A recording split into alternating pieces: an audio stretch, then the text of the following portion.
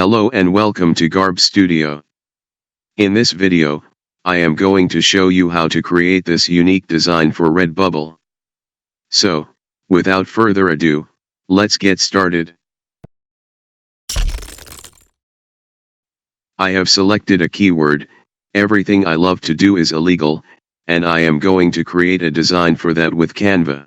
Let's log into Canva and click on the Create a Design button located in upper corner of right hand side. Select Custom Size, and give width as 4500 pixels and height as 5400 pixels. Now click on the Create New Design button and you will redirect to Designer Canvas. Using the tools and other elements I am going to create my design.